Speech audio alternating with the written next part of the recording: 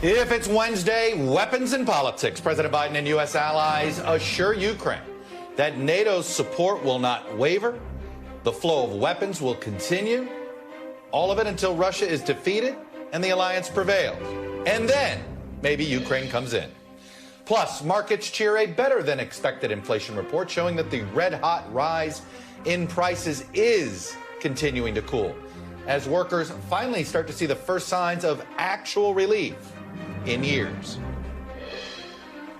And the plot thickens in the Republican presidential primary as a prominent conservative group zeroes in on a new strategy to try to take on Trump, but keeping in mind how much of the party is still defending him.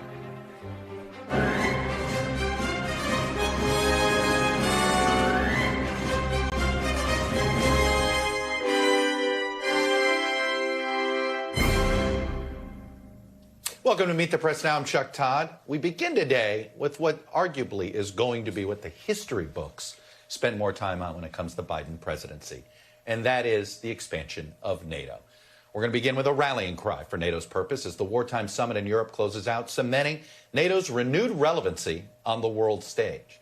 Today, in a flurry of meetings with President Zelensky, NATO leaders offered multiple assurances that it will arm Ukraine's military until Ukraine wins the war against Russia, paving the way for Ukraine to eventually join the alliance, but not putting them in the alliance yet.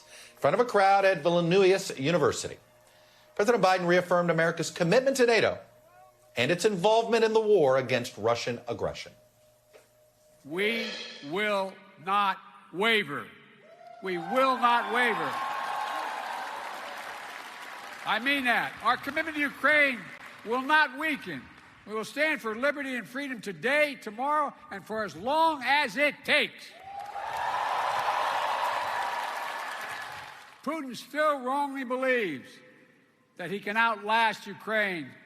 He can't believe it's their land, their country, and their future. And even after all this time, Putin still doubts our staying power.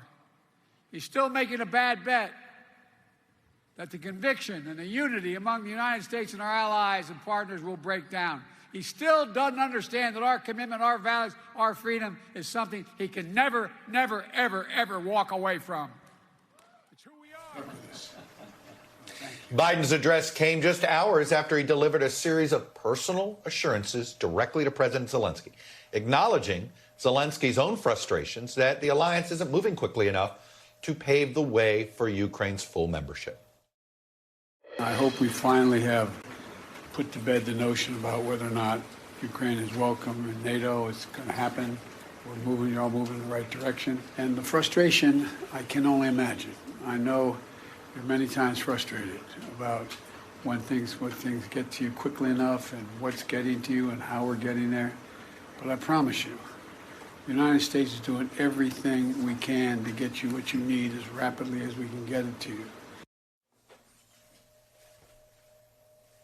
For his part, Zelensky seemed to back off his criticisms of NATO from 24 hours earlier, acknowledging the alliance's demands that Ukraine cannot join until after the war is over due to the risks of igniting a bigger world war. To be sure, questions certainly remain about the future of the war and the sustainability of NATO's long-term involvement. But as President Biden noted as he closed out the summit, right now, it is hard to question the alliance's importance. Each member of NATO knows that the strength of our people and the power of our unity cannot be denied.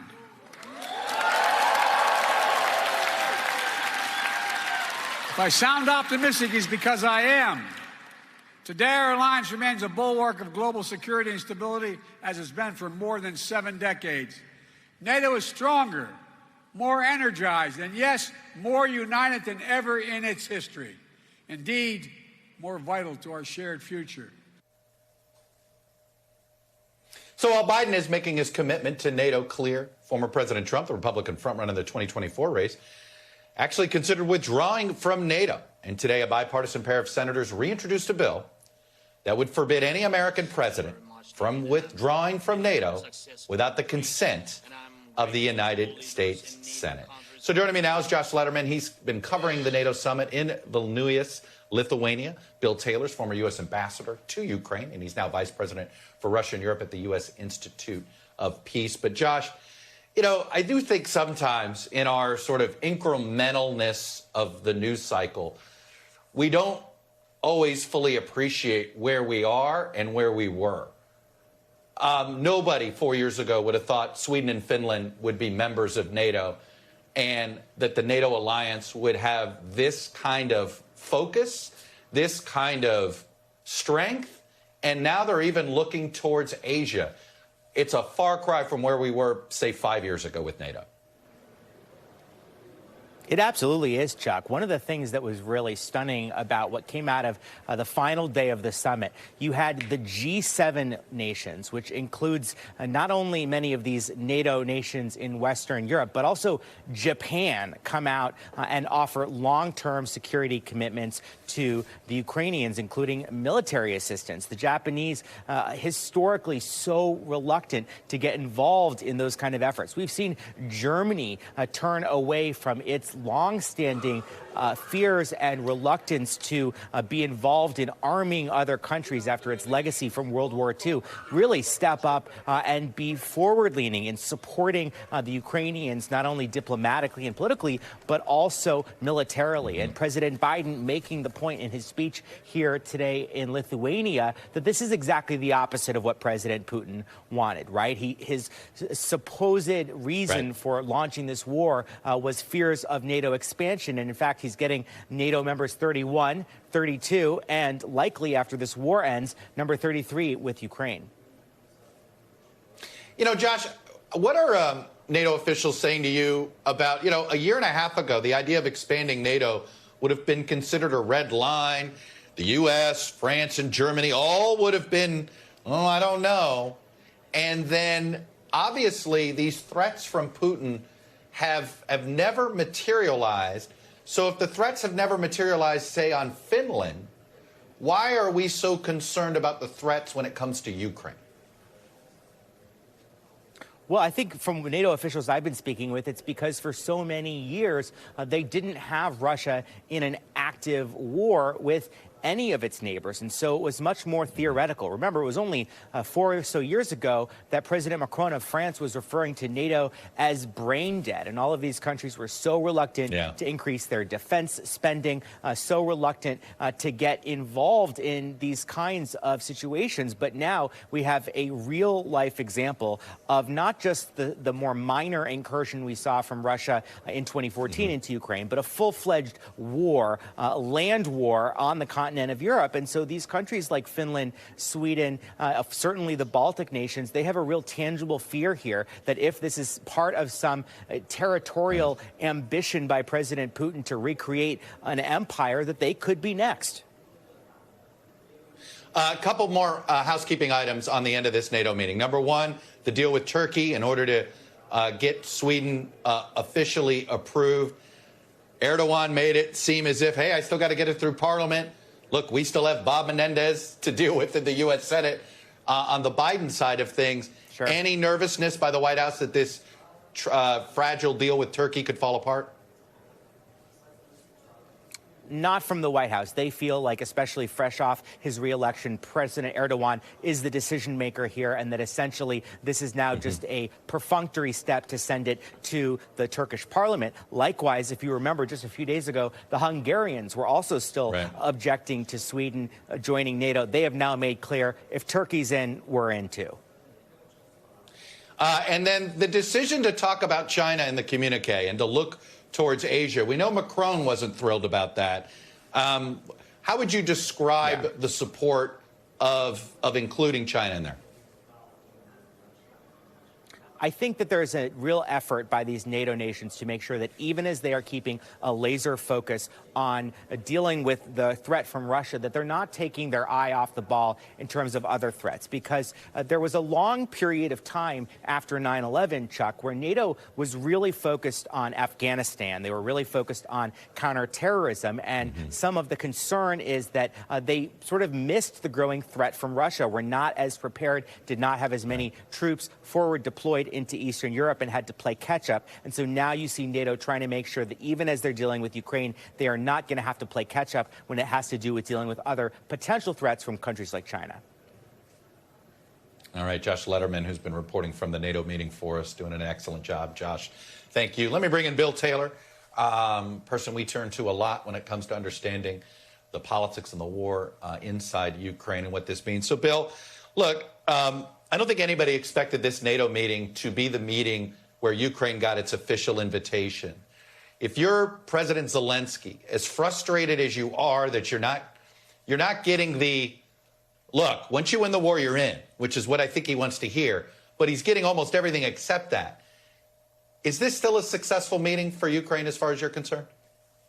I think it is, Chuck. I think it's a successful meeting.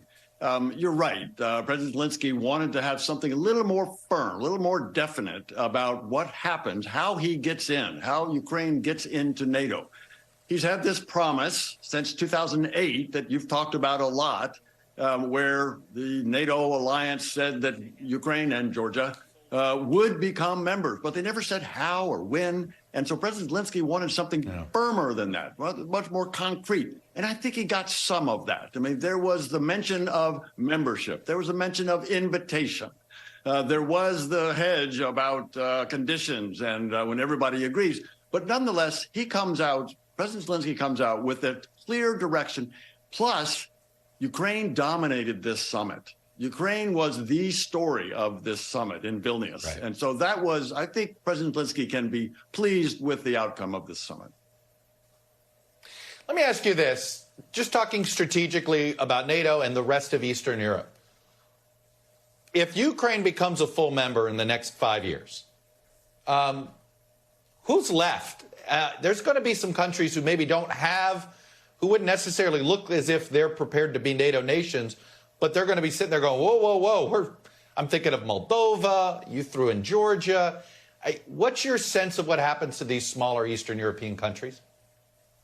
Smaller East European countries, as long as they're in this gray zone, Chuck, that you're talking about, are vulnerable. Ukraine is still vulnerable. Let's be clear. Until Russia gives up on empire, until Russia gives up its imperialist instinct that it's had for 300 years, until that's gone, there's still a threat, which is why the other thing that came out of this summit from the G7, which again will make Zelensky very pleased, are these guarantees of weapons and security, a security guarantee that means that will help them defend themselves against a long-term threat from Russia until Russia is no longer an imperialist empire. One of the, I think, more remarkable developments has been the growing U.S. political support for NATO, for getting Ukraine into NATO. I saw Nikki Haley talk about it, so you have some Republican presidential candidates talking about it. We know there's plenty of Democrats now in support of this.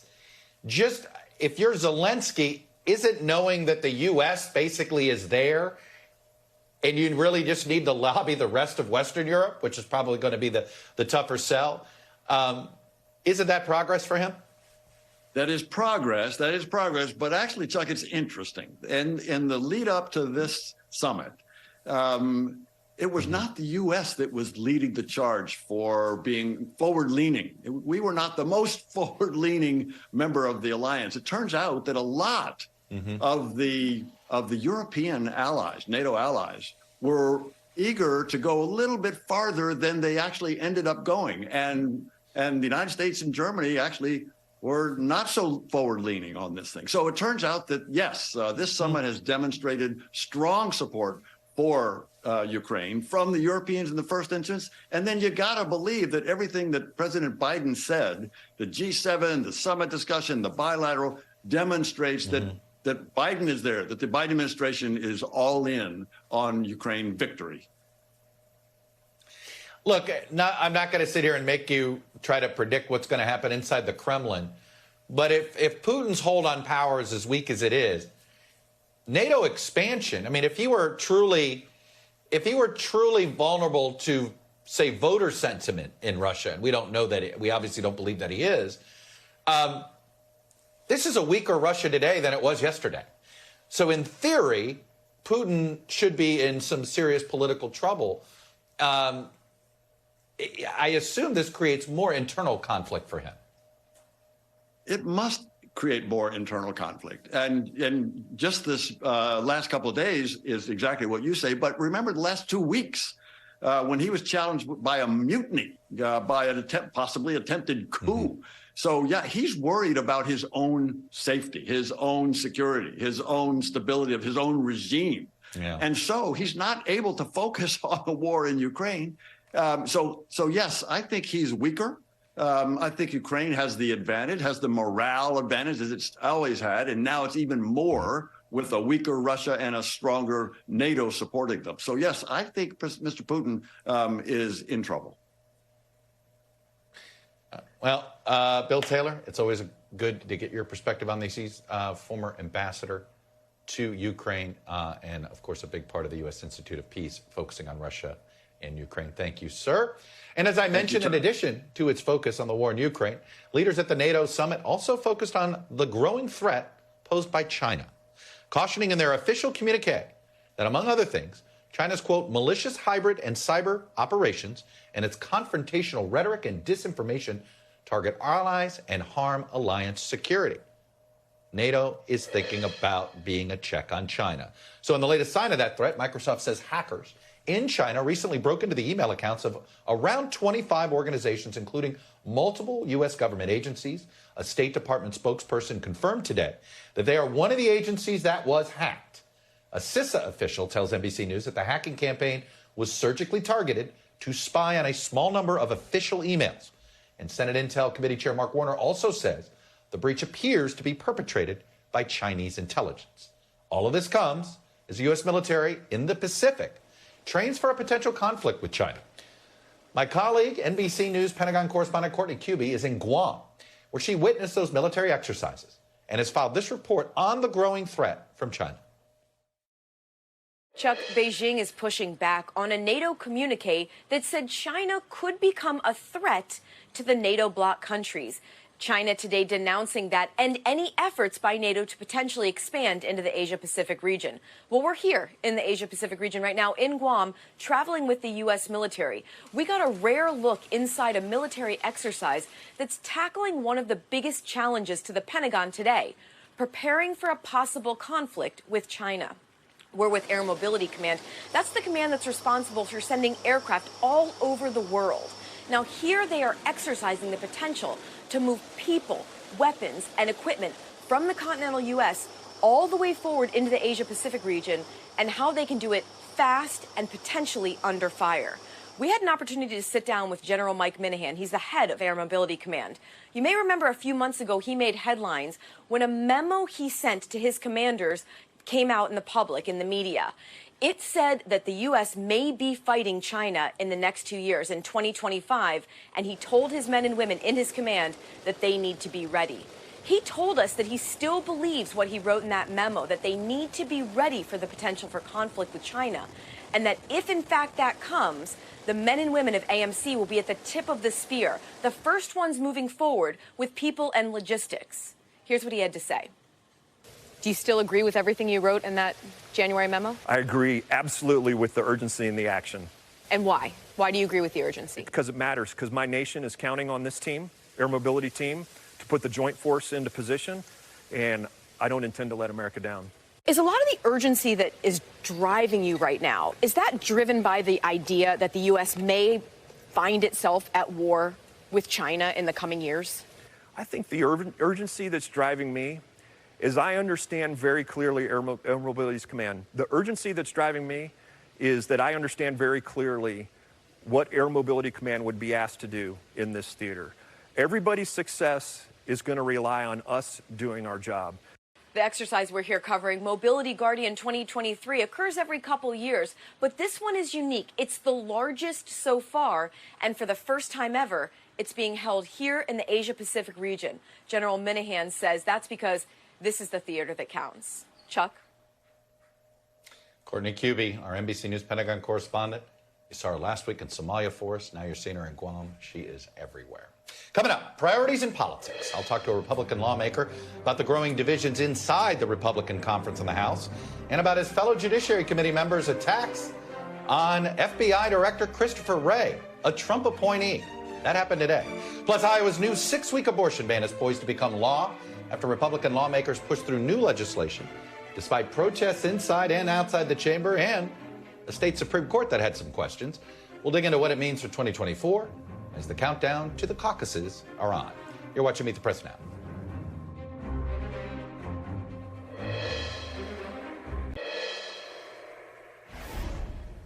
Welcome back. There is a growing rift brewing between Republicans in the House and Republicans in the Senate over foreign policy and defense spending. Senate Republican leader Mitch McConnell, who is an outspoken backer of increased aid to Ukraine, while Speaker McCarthy is ambivalent to committing to another package.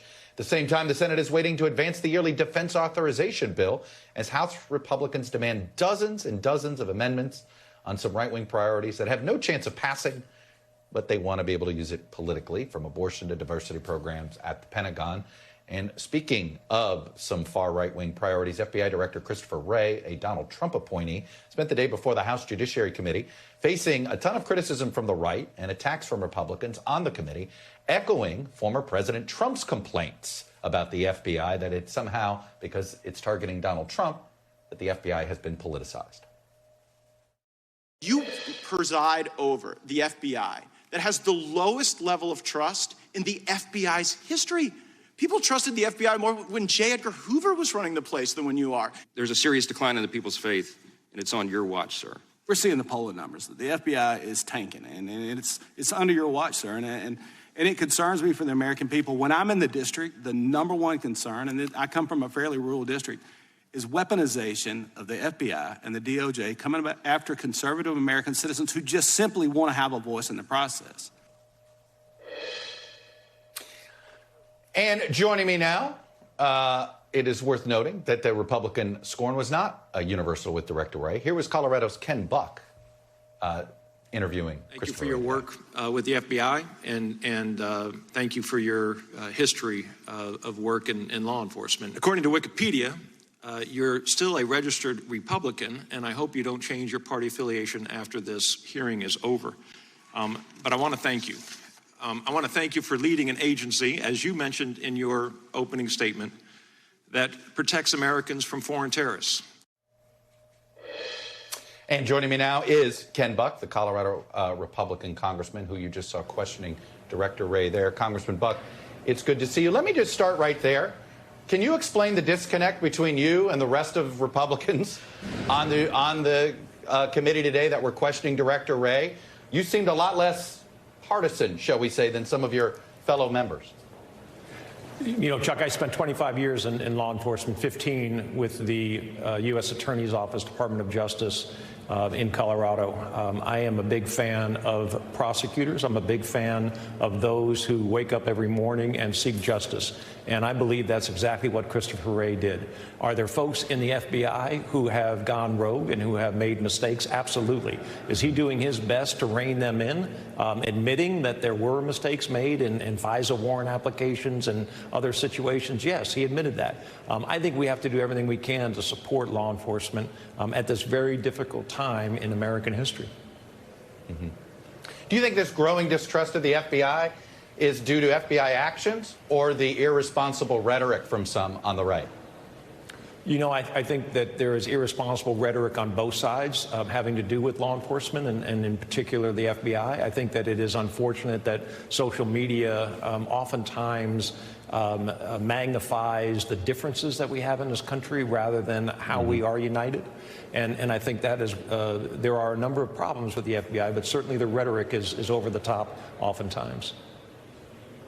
You know, Director Wray pointed this out. He said, he goes, the idea that I'm biased against conservatives seems somewhat insane to me, given my own personal background. Registered Republican. He was Chris Christie's attorney during the whole Bridgegate mess.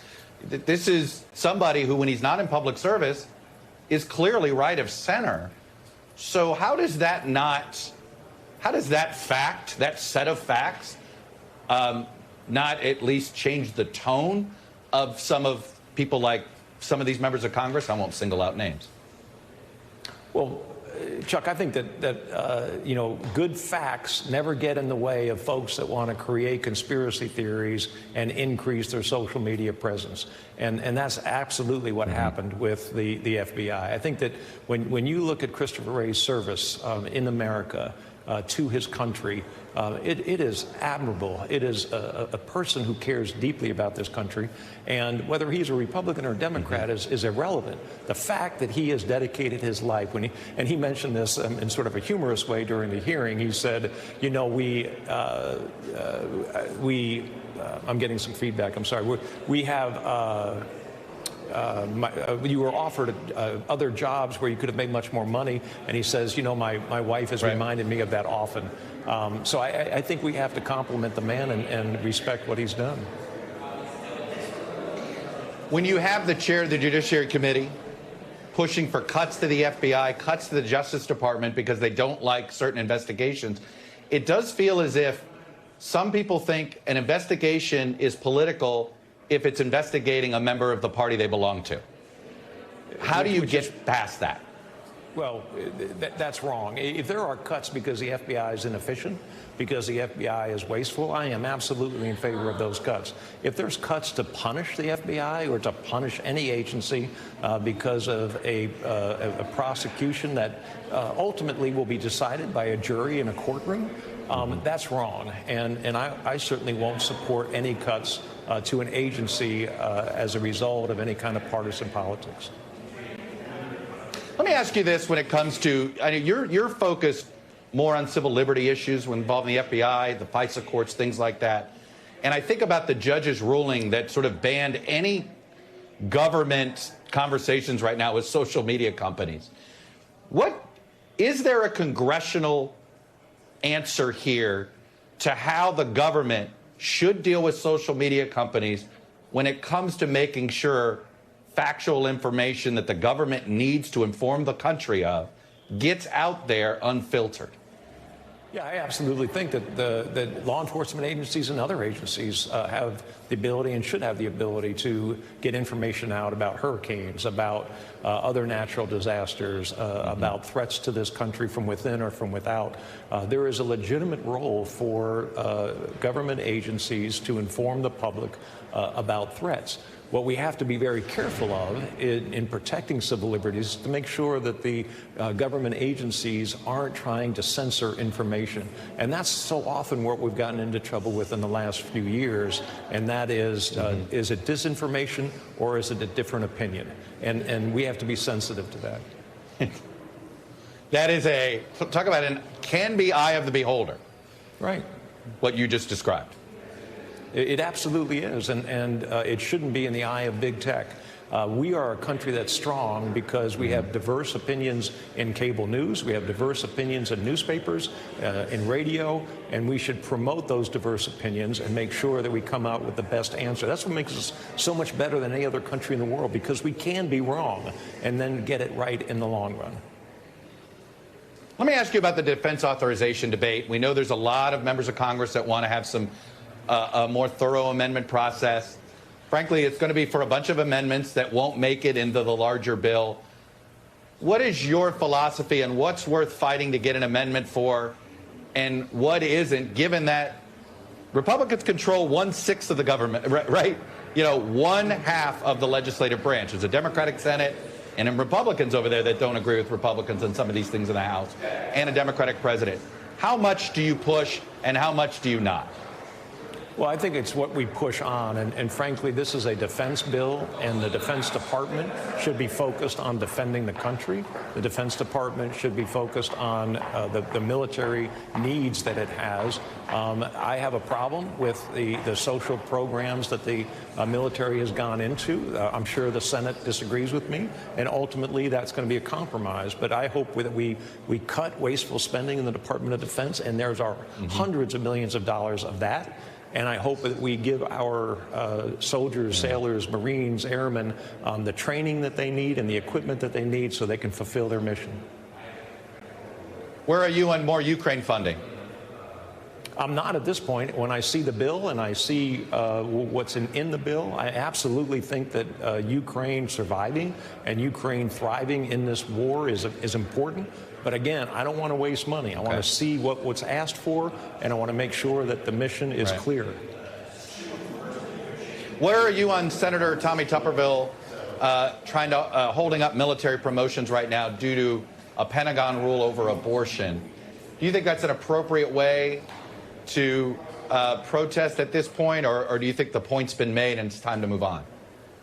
You know, I guess I don't follow what happens on the other side. For the most part, the senators are taking naps when we're getting a lot of work done in the House, so I am not that focused on it. I think that at some point we've got to move on, and we've got to make sure that this president has his nominations confirmed, just like the last president needed to have his confirmations confirmed. So I really haven't followed it that closely. One of my favorite rivalries in Washington. It's not always the Dems versus the Rs. It can be the Senate versus the House. Very quickly, Ken Buck, Marjorie Taylor Greene, do you want her to be a member of the Freedom Caucus or not? She's not a member of the Freedom Caucus, and she shouldn't be in the future. What did she do to, what makes somebody a good standing member at this point, as far as you're concerned? Well, it really isn't political views. We have had differences on votes for a long time. It is the ability to come together and have meaningful discussions every week about bills that we're going to be considering. She has consistently attacked other members of the Freedom Caucus in an irresponsible way, and as a result of that, she was kicked out of the Freedom Caucus, and she should not be a member. We have diverse opinions in the Freedom Caucus. It's not monolithic. But insofar as attacking other members, it just shouldn't be tolerated over and over again. It's not one simple attack. It's not what happened on the floor a few weeks ago with Lauren Boebert. It is a series of really poorly thought out attacks on other members. Ken Buck, Republican Congressman from Colorado. Appreciate you coming on and sharing your views with us. Nice to talk to you. Thank you. Up next, the rate of inflation just hit its lowest point in more than 2 years. We'll break down the numbers, what they mean for you, and prices. Next, and another potential interest rate hike. Are we going to get one? You're watching Meet the Press now.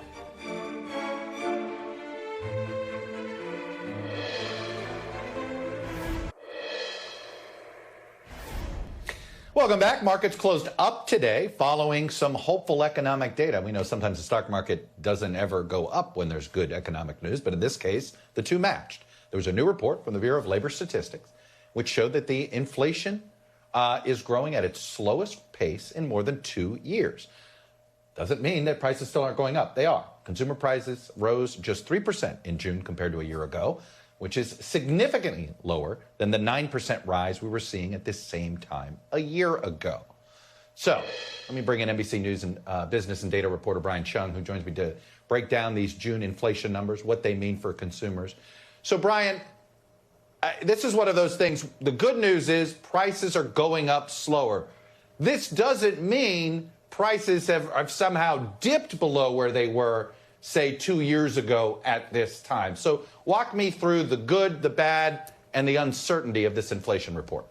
Yeah, well, it's complicated because, as you mentioned, yes, prices are still going up. They're just going up by a slower rate, which implies that some things are getting cheaper while other things are still getting more expensive. Let's try to sort all of this out, right? As you mentioned, that's a yearly rate of inflation, 3% between June of this year and June of last year. That's significantly down from the 9.1% we saw in June of last year and down from the 4% we saw in May. If you break it out by category, you can see that some of the price increases that are still happening, well, it's happening in food, it's happening in energy, it's happening in shelter, which is the largest cost for most Americans, just the cost of putting a roof over your head. Let's expand a little bit on food and energy. I'll show you this chart right here, which if we just ignore this first column, let's take a look at the yearly changes, right? So, okay, eggs went down by about 50 cents. We saw milk go down by about 16 cents. Bread's going up, though, from $1.70 to $1.94. Gasoline prices did go down. But if we now take a look at January 2021, the inauguration of Joe Biden here, we take out June 2022, you can see prices for all of these categories are still higher than they were at that time. Now, you can also say that it's higher than pre-pandemic during the Trump administration as well, but just worth remembering. The last point I want to bring here, just to bring things around full circle, at least we have this. Wages are higher than the rate of inflation. That happened for the first time just this summer. The blue line represents how expensive everything at the stores are getting. The yellow line explains how much you're actually making in terms of your employer paying you more money. To see this above this is something the Federal Reserve and economists are probably saying that's a good thing. We have not seen that in many years, Chuck. All right. Now the question is, how many more quarters will the Fed decide they still have to raise rates? We shall see. Brian Chung over at CNBC for us. Brian, thank you. Meanwhile, severe weather today. It doesn't matter where you sit. It seems like you're getting something that's severe. Maybe it's heat, maybe it's rain, maybe it's something else. More than 80 million Americans are still under these heat alerts this week as that relentless heat wave moves across the Southwest, which brings us to today's Meet the Press Minute. It was 30 years ago, in the summer of 1993. The Northeast was in the middle of a days-long record-breaking heat wave. Temperatures were soaring into the triple digits. Former Vice President Al Gore, who has long pushed for action on climate change, joined Meet the Press during the 93 heat wave. He was sitting vice president in his first term with a warning on global warming. Take a listen. Last question, the heat wave. Is this Al Gore's global warming? Are we being punished for not listening? Well, you know, any given year, the scientists say that it's impossible to attribute the heat of any given year to the long-term trend. But may I give you a serious answer? I wish you would. The majority of scientists have been telling us for years that the long-term warming trend greatly increases the odds that any given year will produce a much larger number of 100-degree days. And that trend has been borne out over the last several years. We've seen records broken with regularity.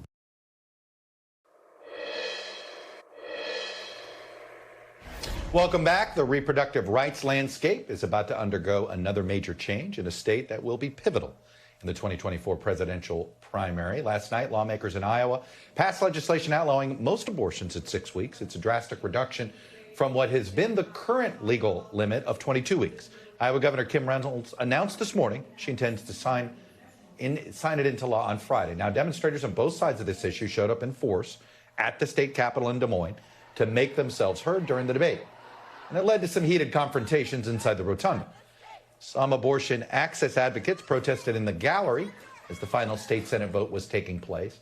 Now, it's worth noting this is the second such ban passed in Iowa after a previous and nearly identical 6-week ban was struck down in court on procedural grounds. So in this case, this was a special session, and they tried to pass a bill that would pass muster. An abortion rights group has already filed a suit to try to block this new ban, so it will no doubt make its way back before the state Supreme Court. But to understand all of this landscape in Iowa, I'm joined by Brianne Fanensteel.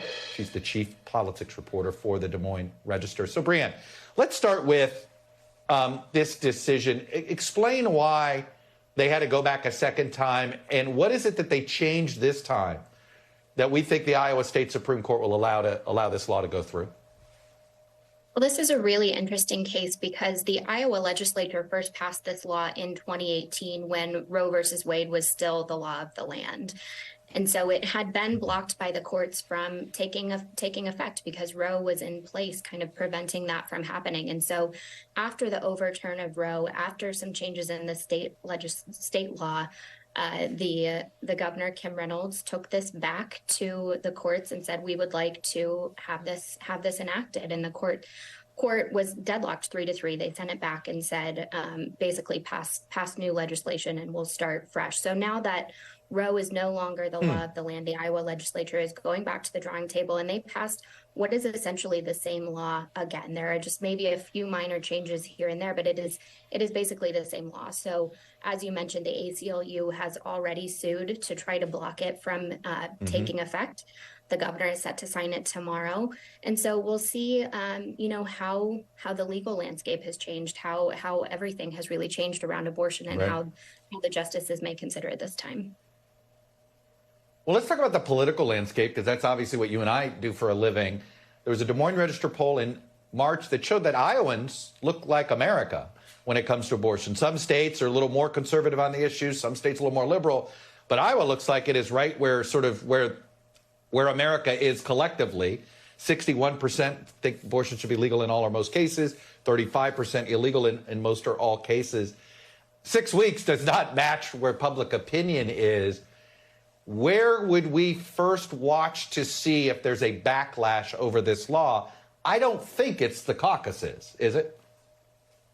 No, I don't think so. Tomorrow, or excuse me, on Friday, we're going to see a big cattle call event. The Family Leader, it's a Christian conservative organization, is hosting, a handful of these presidential candidates coming to the state. And so they're going to be talking to a room of Republican, evangelical, likely caucus goers, right? And so we're going to see these presidential candidates, I think, probably lean into some of these abortion conversations, and they may or may not endorse a 6-week ban. We've seen a lot of them talk about a 15-week ban and talk about where they want to be on this. But as you point out, Iowans have been very consistent overall in saying that a majority, 61% right now, says that abortion should be legal in all or most cases. So, I don't know that we'll be looking to the presidential campaign trail to see kind of moderation on that. But in, the next general election, there are congressional districts like Iowa's 3rd, where Zach Nunn is in office. He's a first-term Republican in kind of the district that includes Des Moines. Right. And so he's got a lot of these suburban communities, white suburban women who will likely vote on this issue. So we'll see where they stand on that.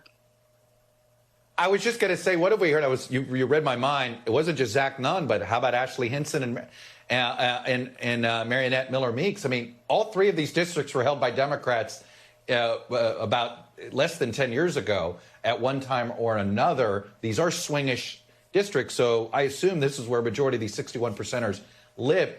What have they said about this law specifically? Any of those members of Congress come out lukewarm on it? Well, I think what we're seeing right now is a lot of Republicans in the state just kind of coming out and declaring their pro-life bona fides, right? That they believe life is life and that it needs to be protected, and kind of having more vague statements of support for the governor and for the legislature over this law. And so certainly when they get into an election cycle, we'll see kind of, policy-wise where they drill down on something like that. But it's going to be really interesting to see, as you mentioned, these are districts that have been held by Democrats quite recently. But, I think as you're seeing, this law very much reflects the state's swing to the right over the last several years, and the way that Republicans have really claimed a lot of electoral success in the state. And so Democrats are kind of, on their back foot here. And so I don't know to what extent they'll be able to push back into message. And so a lot of that depends on the top of the ticket as well. It will matter a lot, that's for sure. Brianne Fannin-Steele, so much to talk to you about, even on the caucus side, but hey, we're going to have you back soon enough to talk that as well. Thanks very much. Still to come. Political group that once supported the former president is now trying to take him out. There's a new ad targeting key early state voters. Panel's next. You're watching Meet the Press Now.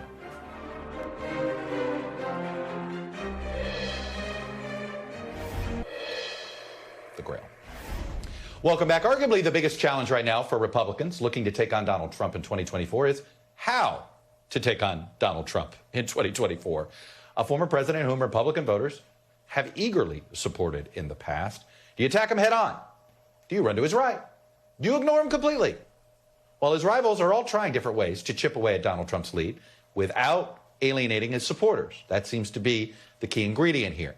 But it's a puzzle no one has figured out just yet. Now, a political group, once aligned with the former president, is trying a different tactic. Take a look.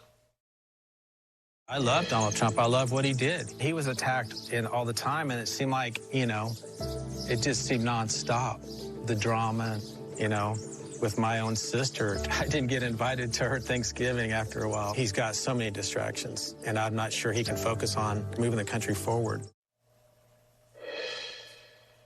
Joining me now is Democratic pollster and NBC News political analyst Cornell Belcher, and from the other side of the aisle, Republican strategist Brad Todd. Gentlemen, good to see you both. And Brad, I really want to hear your reaction to this ad, because you've said something to me very important. You said, look, the key ingredient here in defeating Donald Trump, if you're a Republican, is not to cancel Donald Trump. This isn't about making the case that he was an accidental president, that he was an asterisk, that's the mistake the media makes sometimes, that this is not, that you have to figure out how to embrace him and let him go.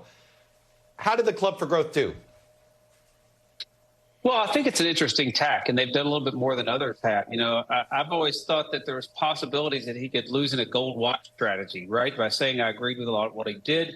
I think he was important. I think he was good. He was president, but he's not right for the next phase. I've always been intrigued that that might be a strategy that would work, and they seem to be touching on that. Cornell, you've seen your share of messaging campaigns against Donald Trump. Look, what Democrats say about Donald Trump to rally Democrats is going to be different than what a Republican needs to say to rally Republicans against Donald Trump. What do you make of it? Well, look, I agree a lot with Brad, which is unusual. But the fundamentals, I'm taking a shot at you, Brad. But the fundamentals of campaigns are the fundamentals of campaigns. And look, you're not going to get ahead of the person in front of you, especially, I mean, Donald Trump, for all intents and purposes here, is the incumbent. And you don't beat an incumbent unless you give the voters a reason to fire that incumbent. And they voted for him several times now, so you have to actually give them a hard reason to fire that incumbent, and which means you actually have to hit the guy, and you have to hit him with something that sticks and resonates. I like the Club for Growth ad. I do, because I think they have a lot of lemons and they're trying to make lemonade. My fundamental problem, though, is, you know, if you look at it at the NBC polling, you see most of the Republicans, especially those primary voters, they actually think Donald Trump won the election. So the idea that he can't win is problematic, I think, about their overall strategy here. Well, I would Brad, take issue a little bit with that. Go ahead. Yeah. I would take issue a little bit about having to hit him and take him on to get him fired. That is the physics of campaigns, right? You beat an incumbent by getting the voters to fire him. But Donald Trump is unique in that the negatives on Donald Trump are baked in the cake. Every voter knows them, and plenty of Republicans know them. Remember, after the November elections last year, he was under 40. He was in the mid-30s, maybe even under 30 in a few polls among Republicans. So there are plenty of Republicans who already have misgivings about Donald Trump. The challenge is for another candidate to prove that they bring all the positives that Donald Trump brings so that the negatives then matter. So what does that look like, Brad? Give me an example of what is a positive. Because at the end of the day, if you're extraordinarily successful at making your case, Club for Growth, you only maybe have half the party on your side on this message because the other half's in the other place. So it feels like even success here doesn't mean victory. No, I believe that there's about 25% of the Republican Party that wants to vote for anybody but Donald Trump in this primary. Some of them may vote for him in the general, but they want to vote against him in the primary. Those people will come around and they will coalesce quickly as soon as it looks like somebody's close to beating Donald Trump. So your task is not to to cater to that 25. You've got to cater to the 40 in the middle that are not never Trumpers and not forever Trumpers. And so if you could ever get 30 of that 40, then the other 25 becomes pretty easy, and then you're over 50 to win. So, but look, Donald Trump's going to have 40% of the electorate, 35 to 40, no matter what. You've got to have a strategy to get 45. It's not just get ahead of him. You got to have a strategy to get pretty close to half. Yeah. Look, I follow. In our short, go ahead. I follow Brad's. I follow Brad's reasoning on this. But I think the problem with it, though, is Brad is that he's grown. He's growing his lead over the field, and the guy who's actually trying to do that the most is DeSantis, and this is really problematic for DeSantis because he's shrinking. Right, he's not actually growing; he is shrinking, and the problem for DeSantis. Look, it's fine if Donald Trump is gaining among undecided voters, but he's gained a couple points among undecided voters, but he's also shrank the guy who's trying to, in fact, do the strategy that I don't disagree with, but the strategy that you've actually laid out. Well, it's hard to think of another candidate who started off in better position until he ran a campaign than Ron DeSantis in any presidential campaign. I mean, he started out 11 points ahead, and he's managed to work himself into 30-something points down once he started running. So that's true. Yeah, the lesson there is don't run. Your numbers will never be higher. Let me close with this. In 2022, Pew did a terrific after-action report, and they found that Republican turnout, Brad, was really good. They had a good turnout. Democratic turnout, not so good. It tells you that Republicans didn't vote for Republicans in some key races. Does it not, or is it just simply the independent number that cost Republicans a better night in 2022? It was mostly independents. Republicans have to win about 60% of independents to win almost any election. Independents as a group lean right ever so slightly. And especially when Democrats have the White House, Republicans have to clean up with independents, and we didn't do it in 2022. In 2020, actually, Republicans did pretty well with both base and independents. This is why they had a good night down ballot, and the presidential race was closer than most expected. But the key for Republicans is winning independents and turning out marginal voters who don't like anybody in politics. We do have to do that. Democrats 20 years ago, they were the ones worried about marginal voters. Today it's us. Yeah.